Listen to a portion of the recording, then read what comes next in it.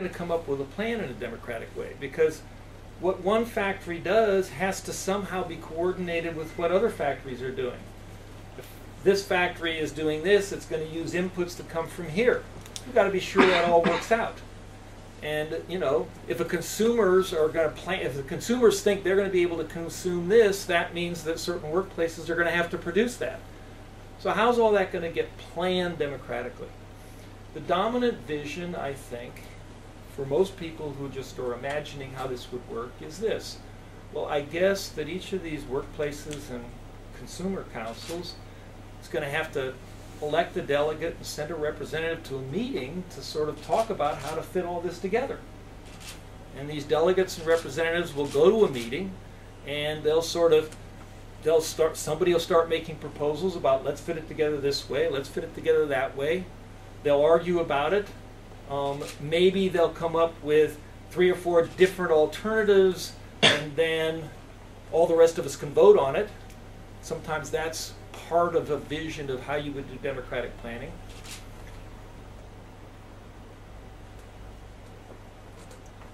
It wouldn't work. When the skeptics out there say you don't know what you're talking about, you're naive. When Alec Nove says, you can't do that. Well, you could do it, but I think it would be a nightmare. And you know, I think it's important that some of us who have thought about this stand up and be brave enough to say, hey, the dominant vision of democratic planning is actually a bad idea. It would be the nightmare that a lot of critics are saying, boy, these people really don't know what they're getting into. How would that actually be? So we send these delegates, and we send them to this meeting. It's all democratic so far. We can even sort of have a democratic vote on different alternatives they come up with. So one delegate proposes this plan, one delegate proposes that plan. How do you know which one's better? No information has been generated that basically allows. Well, then how would they come to a decision?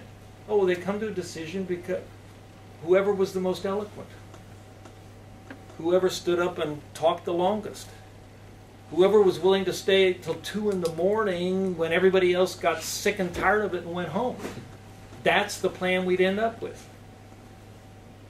And it wouldn't necessarily be a particularly good plan. Oh. But isn't that what democratic planning? Isn't that the alternative to authoritarian planning, where the planning office and the experts come up with a plan? And markets where basically the markets end up deciding what we're going to do? Okay, our proposal is very different. And I'll explain it briefly. And what I'm trying to do here is essentially just make sure that you understand how different it is from that, what I call dominant conception of what democratic planning, democratic economic planning would be. Our proposal is this, that some agency, we call it the Iteration Facilitation Board, and the anarchists think that it's Joe Stalin. I know that. I've been told that more than once. This is an Iteration Facilitation Board is basically a powerless entity in this process, and hopefully that will become apparent if nothing else does. Something called the Iteration Facilitation Board announces the current estimates of what does it cost society when this resource is used? What does it cost society when somebody uses this machine and then somebody else can't use this machine? What does it cost society to produce this good that a consumer might want to consume or that some other firm might want to use as an input? So the Iteration Facilitation Board basically announces to all these consumer and producer councils out there, workers' councils, these are the current estimates we have of all the things that you might be considering you wanting to use, and all the things that we are, that you know, what we think it is that it's costing society to produce. Now, you look at those. You're a workers' council. Propose what you want to do. Tell us what you'd like to do. Here's the information, you tell us what you want to do. Now, what is it the workers' council needs to tell the planning procedure about what it wants to do, not what about anybody else wants to do. It's not going to come up with a proposal about how the whole economy works. It's just going to say, this is what we want to do. Well, the proposal is, we need certain inputs. We need these resources, including labor resources of different kind, and we also are going to need these inputs coming from other workplaces. And if you give us these inputs, then we would like to go ahead and produce and supply these outputs, these goods and services for others to use. So you basically, a proposal that comes from a workers' council is, give us permission to use these resources that belong to all of us equally, no more to any of the rest of us, to us or any of the rest of us. Give us permission to use these inputs and we will deliver these outputs. That's a worker council proposal. What do the neighborhood consumption councils do? They basically take the effort ratings for people that are in the neighborhood consumption council and they say, please tell us what you want to consume. We'll talk about this, whether you really have to do it or not. Tell us what you want to consume and show us your effort rating from work. And well, we're going to go ahead and look at what it costs society to produce a unit of everything you've asked for, and we're going to look and see what's the cost to society of the consumption that you've just asked for.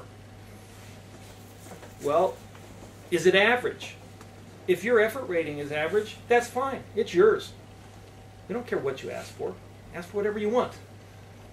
Just make sure that you haven't asked to consume an amount of various things that would cost society more than what your effort rating says you deserve to have.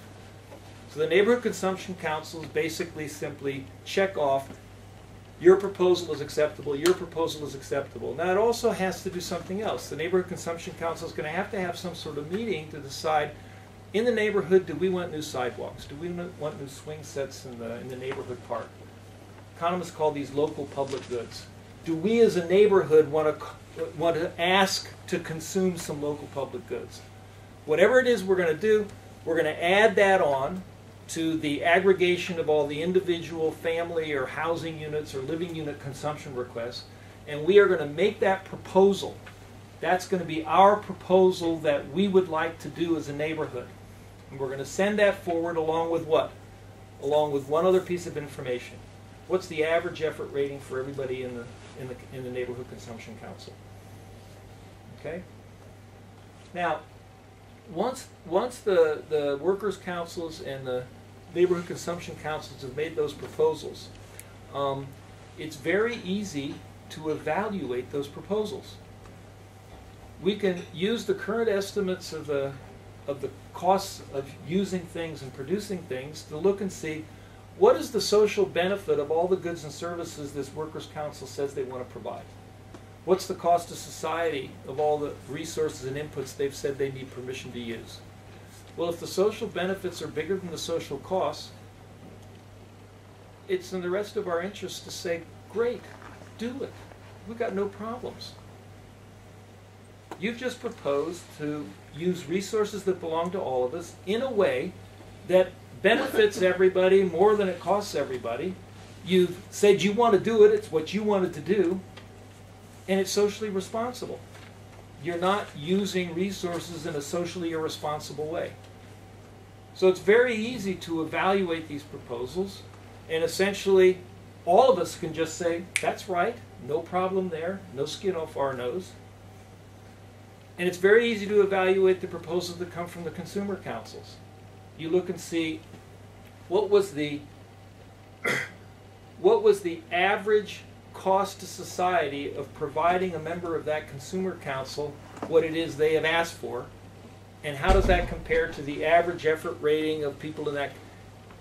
As long as the average effort rating basically warrants the cost of what that neighborhood is asking to consume, then it's perfectly fair for them to go ahead and do it. If it's not, then we're going to vote no. Now the procedure is, you announce these prices, these estimates of social costs and opportunity costs. The proposals come in. The proposals get evaluated. Two things can happen. There's two things that have to happen before we don't keep doing this over and over and over again. The first thing that has to happen is, what if when the proposals came in, there were more demand for some things